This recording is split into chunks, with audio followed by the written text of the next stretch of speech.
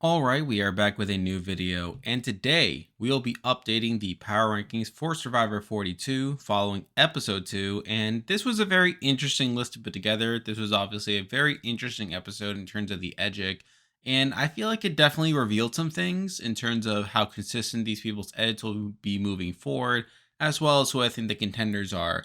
And through that, there was a lot of movement that happened between episode 1 and episode 2, in my opinion. Admittedly, I'm still not entirely comfortable with who I have in certain placements, and I'm not entirely sure if there is a clear frontrunner right now, largely due to me not knowing whether this season will be edited more in the traditional style that we see in previous seasons, or what I think is more likely to happen is this season will be edited more in the style of Survivor 41, using 41 as a template to determine how this season will be edited. And as a result, it's sort of more difficult to figure out which direction they'll be going in, and I feel like that really will dictate the direction of the season in terms of who the contenders are. And I'll be talking about that more when I get to the various people. But let's not waste any more time. Let's get right into the list. So starting out the list at number 16, we have the boot from this week. We have Mariah. And it's not too surprising to see her god here. In episode 2, she has a confessional about how energetic Maryanne is. Later on, Jonathan says she's the only one he isn't close to. She then opens up to the tribe about her brother passing away from COVID. She then has a confessional talking about this story along with getting an intro package, talks about how her and her brother didn't get closure before he died, and now she needs some closure through playing Survivor. She has a confessional later on about feeling suspicious and wanting to bring her shot in the dark to Tribal, walks with Lindsay and spots Maryanne idol hunting, and at Tribal, sure enough, she uses her shot in the dark, however it is unsuccessful and she is voted out unanimously. Overall, I'm not too surprised Mariah went home here. She got one of the quietest edits in the premiere, only to get a bit of an uptick in episode 2, and her needing to talk about closure was a pretty blatant red flag to me. And once we see Taco lose immunity, and once we see the options be between Mariah and Maryanne, I was pretty confident that Mariah would be the boot here. In game, she was pretty poorly positioned, was on the outs, and wasn't really able to get out of it. Now, we do know that she was close to Jackson while on the island. However, once he was medevac, she didn't really have anyone else in the game. And while there was a shot that Maryanne could have been voted out due to being seen as a threat, obviously they decided to go with the more long-term option there and taking out Mariah. And again, I don't think she did that much wrong at the end of the day. And I was sort of high on her in the preseason and that I felt like she had some potential. However, I feel like by the end of it, it was pretty clear that she wasn't very effective in the game. And it doesn't surprise me that she was an early boot here. So because of that, I have her here at number 16. And with that, we are now moving to the 15 people still in the game. And like I said, I'll be ranking them based on how likely I think it is that they'll win based on the edit, while also factoring their current in-game position. But at number 15, the person I think is the least likely to win at this point is Lydia, and I was a bit disappointed by Lydia in this episode. I mean, her only involvement in the episode was being the caller during the immunity challenge, which was something at least, but overall, this was not the follow-up that Lydia needed. Her role as the caller was pretty circumstantial, and even then, it didn't really add much. Plus, I'm not too crazy about her current game position, where while Daniel and Chanelle discussed the possibility of voting out Mike at some point, I think they will ultimately side with the Mike and Jenny duo if Vadi does go to Tribal. And considering that High has been getting quite a bit of character development in recent episodes, I feel like Lydia is the most likely boot there. Lydia feels like a pre-merge boot to me, and I feel like that's been reinforced by her current game position. And like I said, I wouldn't be surprised if she was one of the next few boots if Vadi was to go to Tribal. And again, while she didn't have the best premiere in the world, I didn't think it was the worst. However, after episode 2, it was not the follow-up she needed. And because of that, I have her here at number 15. Now we're moving on to number 14, and we have someone who's in a slightly better game position for the time being than Lydia. However, I'm still not feeling great about them from their edit. And here we have Lindsay. And again, this was another disappointing episode for Lindsay. In episode 2, she has a confessional about Maryanne being young and energetic.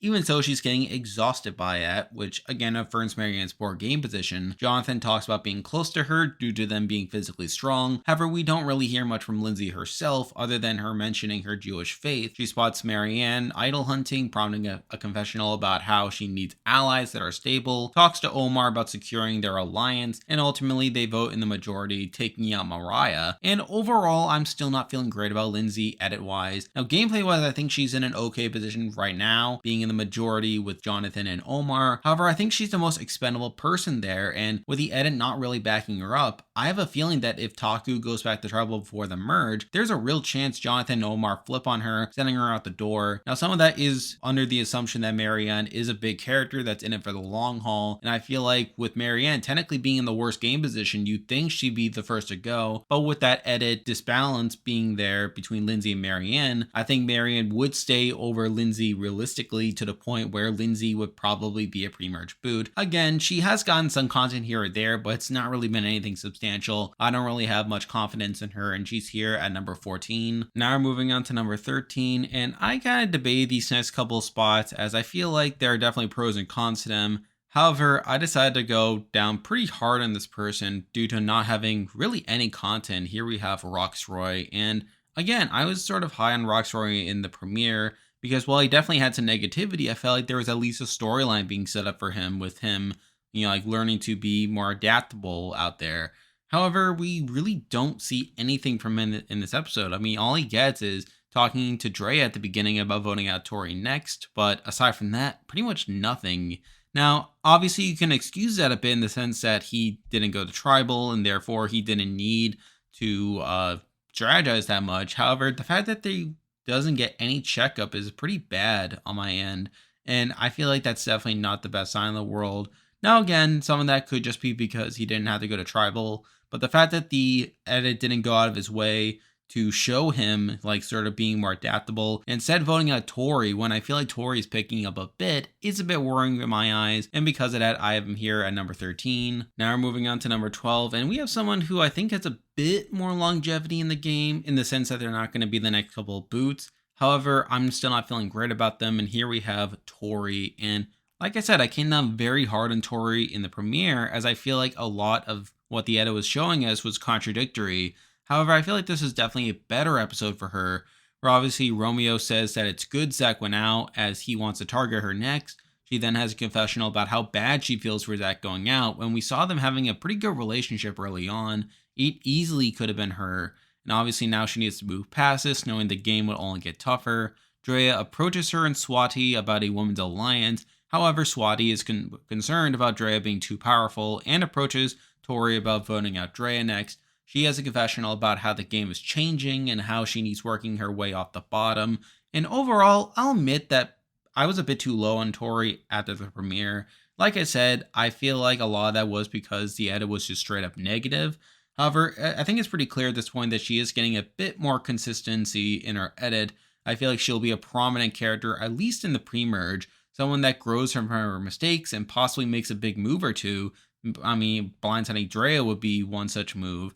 However, I still feel like she's getting way too much exposure from these first two episodes, and the way she comes off makes me feel like she'll either be taken out in the late pre-merge or the early merge. I feel like it's not really a winner edit per se, maybe a bit of a journey edit that carries into the pre-merge. Definitely someone to keep your eye on as the Ika tribe plays out. However, someone that probably doesn't have much longevity beyond that. So again, I'm still not very high on Tori, but I'll admit I was too low on her at the premiere. So because of that, I have her here at number 12. Now we're moving on to number 11, and I can see a case for this person being even higher than where I'm putting them now, as this was definitely a better episode for them. However, it's still not great in the sense that they didn't have that great of a premiere, and even then there are still some red flags, and here we have Jonathan. And again, I feel like I was a little too harsh on Jonathan as well. However, I still feel like a lot of my points still stand, in the sense that he had a weak premiere, and I feel like just inherently he's not the best suited to make a deep run in the game as a player. In episode 2, Chops Coconuts with Omar, he has a confessional about how he and Omar are different, but admits that being different can help. Sure enough, the two of them bond over their commitment to faith.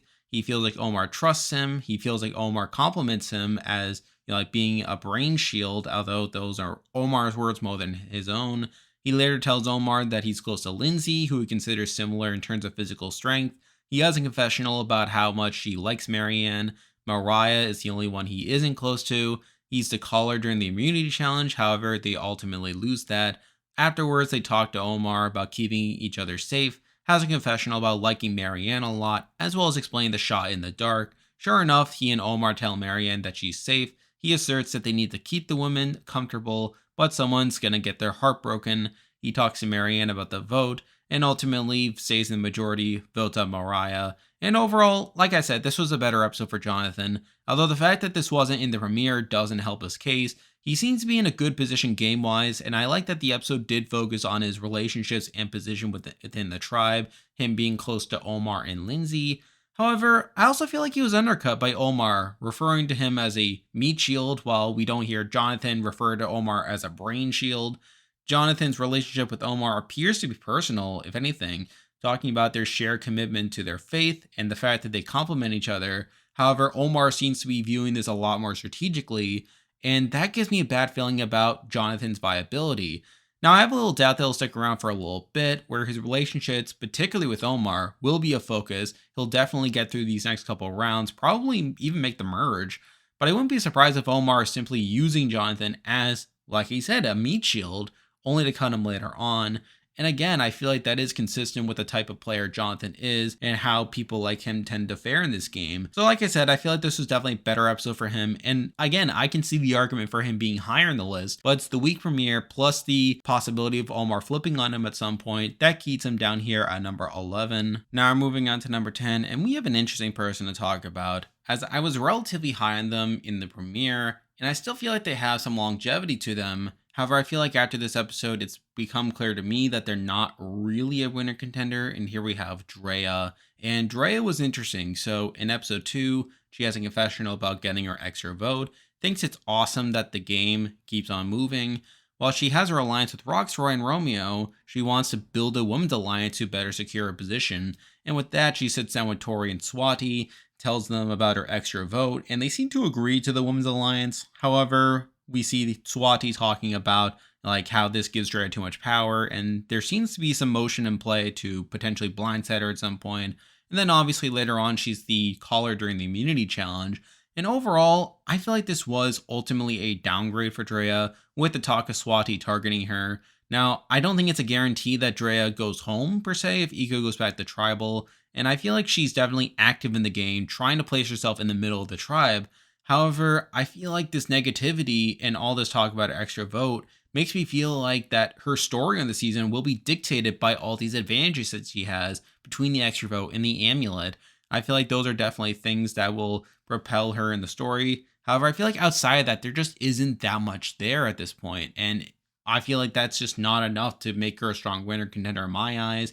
I do think she'll be a big player, and she might use her extra vote or amulet in an interesting way. However, I feel like with her not having much personal content outside of that, plus the negativity she got in this episode, I feel like 10 is about as high as I can put her. Now we're moving on to number 9, and I feel like the next 4 people we'll be talking about are all people whose edits are very up in the air in my opinion. I feel like on one hand, there's definitely some reason to suspect that they're not winners based on the fact that they haven't been the most prominent, or maybe they've gotten some negativity here and there.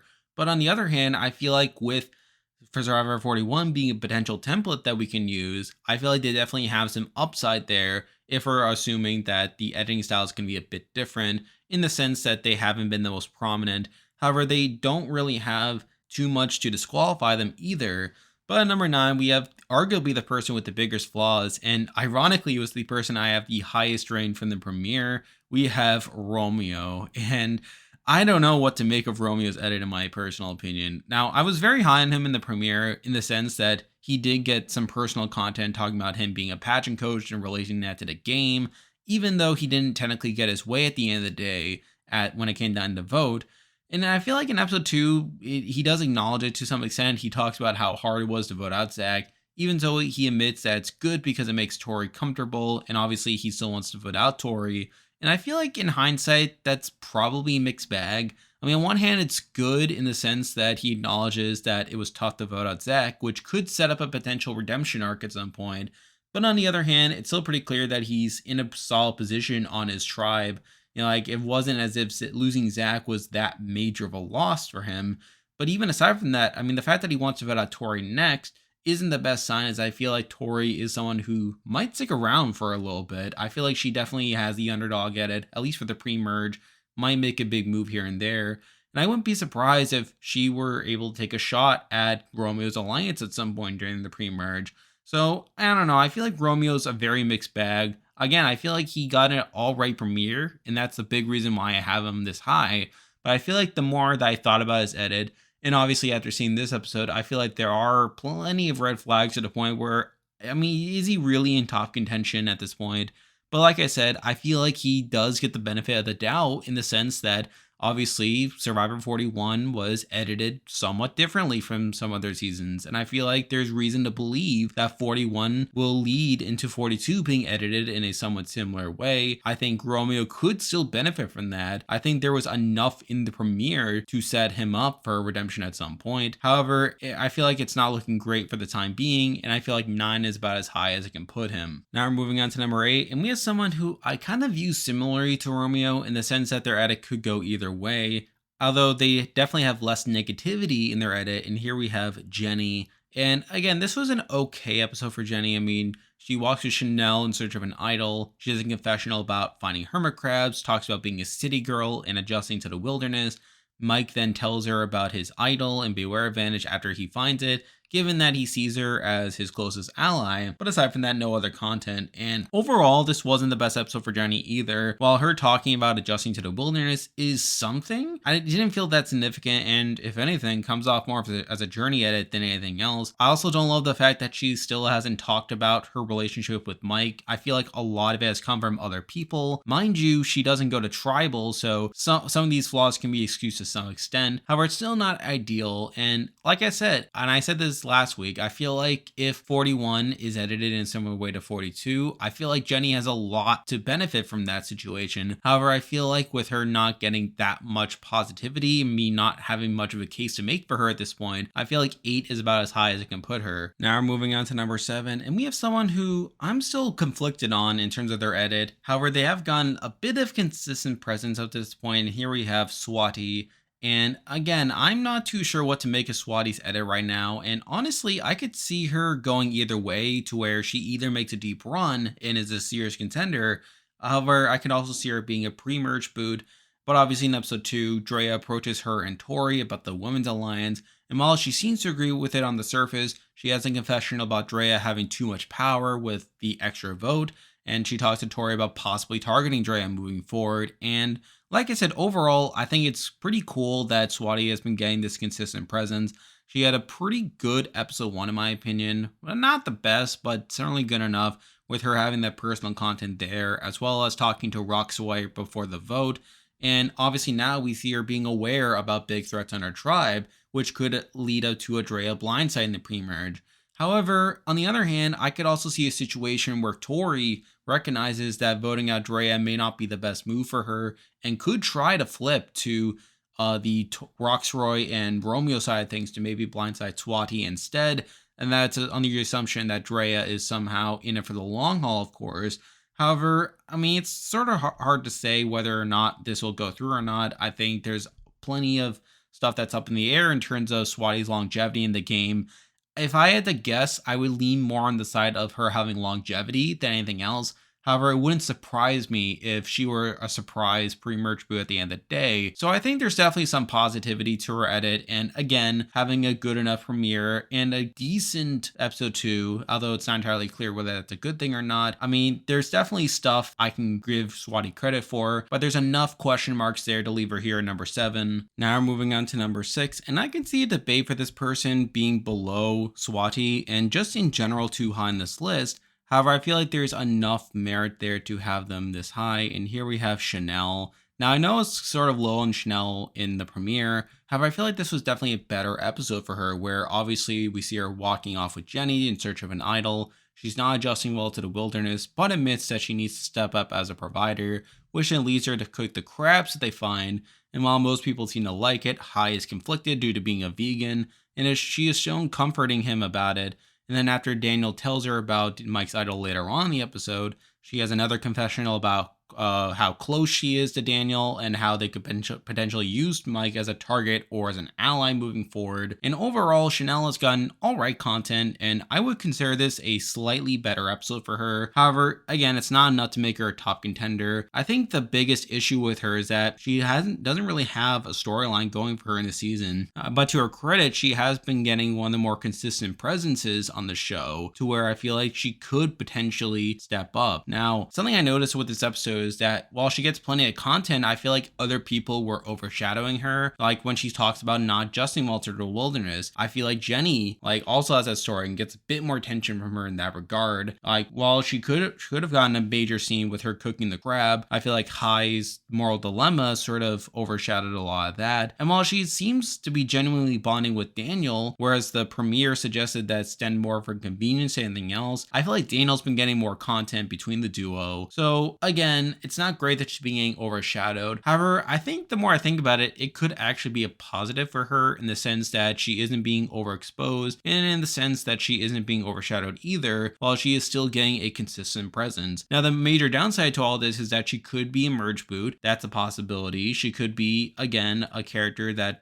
we know through the pre-merge, but it doesn't last long beyond that. So there are definitely plenty of downsides, and I can see the argument for her being below Swati and some of these other people we just mentioned. However, I feel like she also has the potential to really jump out of the shadows to where we're starting to learn about her now. She's having a bit of a quieter pre-merge, but then could really jump out later on in the game. Maybe if Daniel goes out, or if Hi and some of the others really start to step up their games, and I feel like Chanelle could also take a step forward as well. And I feel like she is in a solid position on her tribe as well, to where I don't think she's going home at the next tribal if Vati goes to tribal. So I think there's plenty of benefit going to Chanelle's game. While I do recognize the downsides, and obviously if those downsides do pan out, then she could go down. But I feel like between her consistency, her general positivity, and the potential upside for her being hidden and not being made too obvious is a big reason I have her here at number 6. Now we're moving on to number 5, and I'll admit, I don't think this person is winning. However, I feel like there's enough there to give them some longevity, and here we have Maryanne.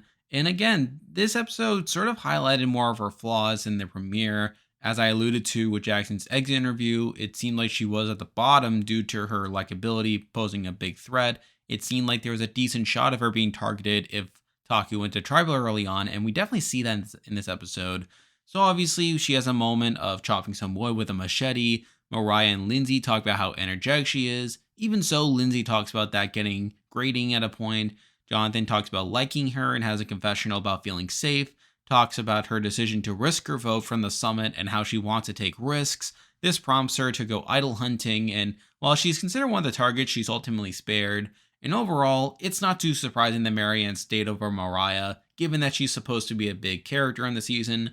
Even so, I think this episode highlighted her flaws within the game, confirming what Jackson said in his exit interview. She is on the bottom, and it doesn't seem like anyone actually wants to take her to the end, although they definitely liked her enough to keep her for this round.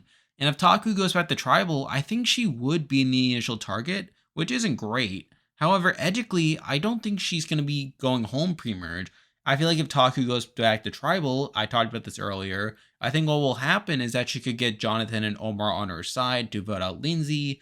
But even then, I think this episode confirmed my belief that she is more of a big character than a true winner contender. However, I feel like her longevity is enough to keep her here at number 5, although I could definitely see her going down in the near future. Now we're moving on to number 4, and similar to Maryanne, I feel like this episode definitely highlighted more of this person's flaws in terms of their position in the game. However, I feel like that was less due to their own doing and more so due to other circumstances. And here we have Mike. And again, I'm still pretty conflicted about Mike, as again, like Maryanne, he definitely comes off as a big character, and through that, it's sort of hard to see whether he's truly a winner contender, and especially after all this content that he's gotten in the first 2 episodes.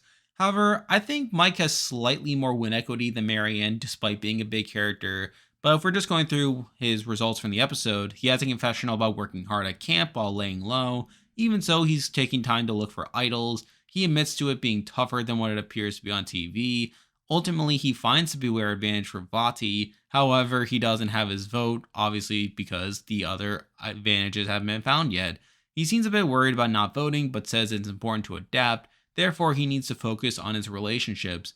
tells Jenny and Daniel about the idol, and he considers Jenny his close ally and wants to build trust with Daniel, even showing him where he hid it. However, he appears to have forgotten where he's hidden it, and obviously that's a bit of an issue there. He says that he plans to say the phrase at the next challenge. However, Daniel's able to talk him out of that. And through that, we see Daniel and Chanelle talking about how they could use this information to basically control his fate in the game.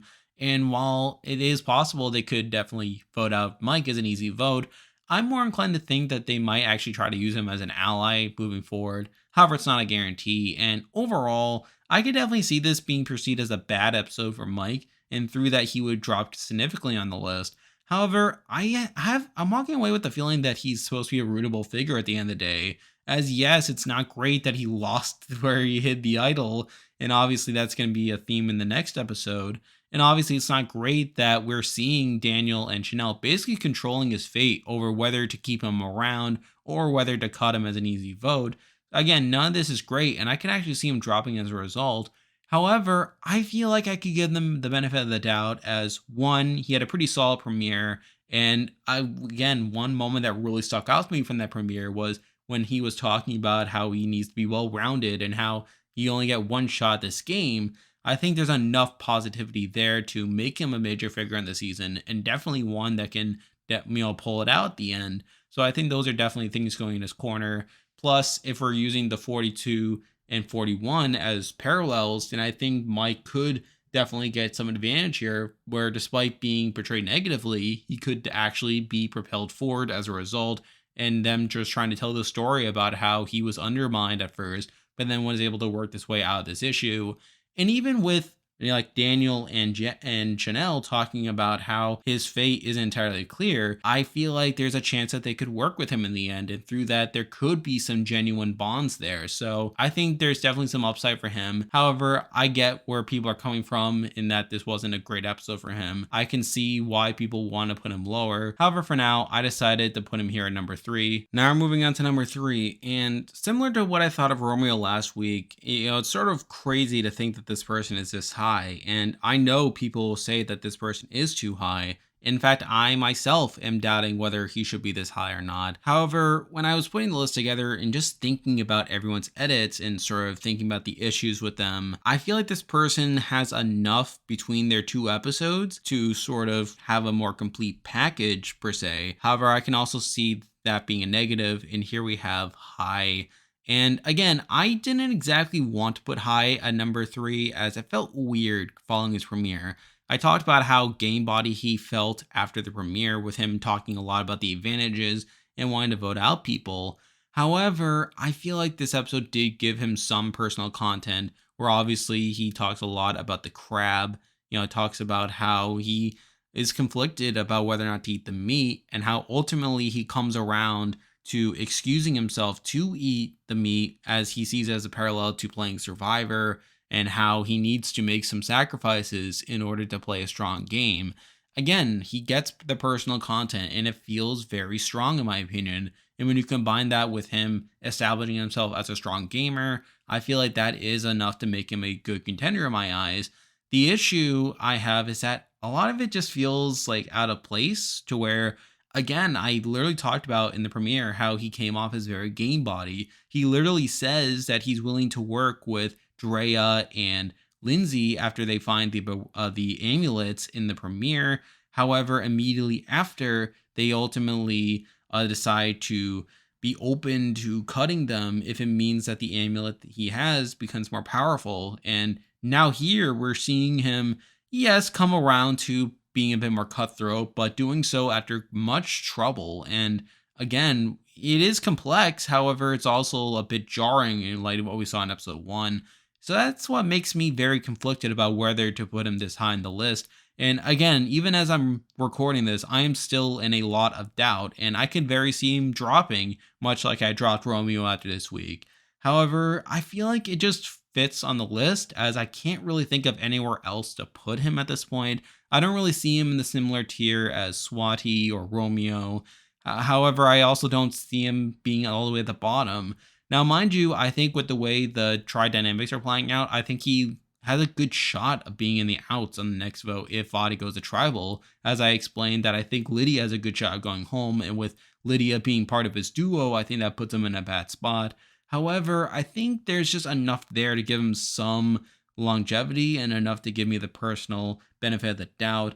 I think there is some argument for having him relatively high on the list. However, I can, again, like with Mike, I can also acknowledge the reasons why he would be lower on the list. And again, if I am wrong, then I am fully willing to admit that. But for right now, with really no other spot that I feel comfortable putting on the list, I guess I'm putting him here at number 3. Now we're moving on to number 2. And in a similar position to High, I cannot believe I am putting this person here at number 2. Mind you, I think there's a bit fewer downsides to this person's edit in their game relative to High, but it's still really jarring for me to think that this person is number 2 on this power ranking. But here we have Daniel. And again, I feel like he has a lot of positivity in his edit. In episode 2, he is shown comforting High when he's conflicted about eating the crab. Later on, Mike shows him his idol, wanting to build trust with Daniel. And through that, he has a confessional about how they can't find the idol. Obviously, there's a bit of confusion with Mike losing it. Particularly, he explains how Mike can't vote. However, he's determined to help Mike navigate the situation. He considers himself the true winner of the situation, as he now has all the knowledge about the idol with none of the penalty. And sure enough, he tells Chanelle about the idol, even saying that Mike doesn't have the vote. And they consider the possibility of either voting him out or using him as a number moving forward. And despite sitting out the immunity challenge, it keeps cutting to him making comments. I just found that kind of funny. And again, I feel like this was a pretty strong episode for Daniel on the whole. I'm feeling all right about him, and I'm getting the sense that he will be a prominent figure moving forward. He gets plenty of personal content from the premiere, and obviously now we're getting a better sense of his position on the tribe. And I know I said in the preseason that I wasn't feeling too great about him, but right now he's actually doing all right in terms of him being with Chanelle, who seems to genuinely bond with him. Granted, we haven't really heard him talking about Chanelle in turn, but I can take that or leave it. We hear Mike saying that he trusts him quite a bit, and while Daniel seems to be in the power seat, I mean, I could see that being viewed as a negative. However, I also think it's a positive in the sense that, again, he has the control. He's being shown making these decisions. And I think he probably will make the right decision in keeping Mike, using him as a number, and maybe taking a shot at Lydia or High if they go to tribal. So I think he's definitely in a better position on the Vadi tribe than High is. And I feel like there are fewer downsides within his edit than High. Even so, it's sort of weird to have him at number 2. But then again, I don't feel like this edit really has a clear hierarchy in the same way that some other ones have. And again, that's something I talked about in last week's video. I really struggle a lot with finding out who the true frontrunner is. Not just in the sense of like determining whether 41 is going to be the template for this season, but just in general, where it just feels very balanced. Like, I feel like there are relatively few people that have been getting negative edits up to this point. And also, we've been getting a ton of personal content from people, and the confessionals have just been really divided spread around. So because of that, it feels very weird to have Daniel and High and some of the other people very high on the list. However, I feel like when putting the list together, there just isn't another spot that I feel comfortable putting them at. And I'm sort of left to put them here at number 2 and 3 and such. And it's sort of weird to think about. So again, I could still see Daniel being voted out. Like, I could see a world where he loses the game. I could see a scenario where he's the merge boot. However, I feel like there's just no other place on the list I can put him. And so because of that, I have to put Daniel here at number 2. And now at number 1, the person I think has the best shot of winning Survivor 42 for the time being is Omar. And again, I don't think Omar is entirely a clear frontrunner either. However, I feel like just looking at everyone else, he just feels like the most conventional frontrunner in my eyes. In episode 2, he tells the tribe about being a Muslim and how he needs to pray during the day. People seem understanding, especially Jonathan, who understands his faith. He has a confessional about how the world has changed since 9/11. He considers himself a normal person that just happens to be Muslim. He talks about being authentic and needing to have people understand where he's coming from. Talks more about his Muslim background and is glad to have people who are supportive. Later on, we see him and Jonathan bond as an odd couple. In confessional, he calls Jonathan his meat shield, while he considers himself Jonathan's brain shield. talks to Jonathan about the vote after the immunity challenge, says that Maryanne is more beneficial in the long term, but Mariah is more useful in challenges, talks to Mariah about the vote, later on admits to trusting Mariah more than Maryanne. However, Maryanne has the hustle needed to combat the two tribes, which is something, I guess. Says they've been a family up to this point, but now it's time to turn on someone, and obviously we see them turn on Mariah. And overall, I'm still feeling good about Omar. This episode gave us plenty of personal content from him, talking about his Muslim background, and we get a good glimpse of his relationships, particularly with Jonathan, and we see him get into the majority alliance. I also like his confessional about using Jonathan as a meat shield while he's acting as Jonathan's brain shield. Through that, I definitely think Omar has longevity in this game, and he is a comp contender. With that said, I don't know if he should be number one at this point. Like I said, I had him at the spot before because he came off as the most conventional winner pick.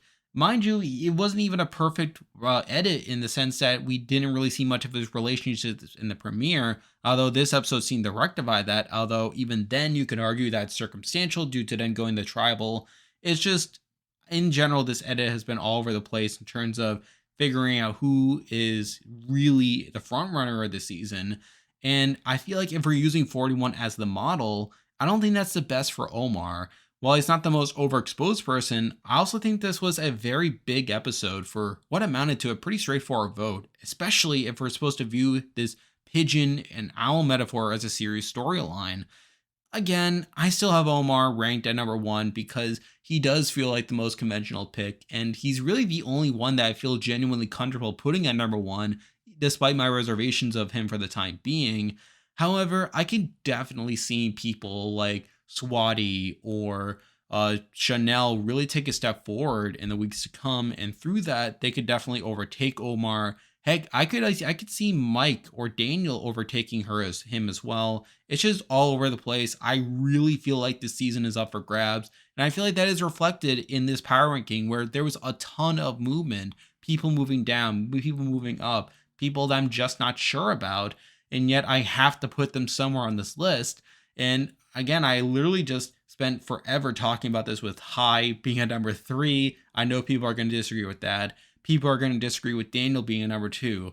I can even see some people disagreeing with Omar being a number 1, although I think less people will do so with Omar than the others. Again, it's just a very fun season in the sense that it's unpredictable, and I'm just left to try to determine who the front runners are.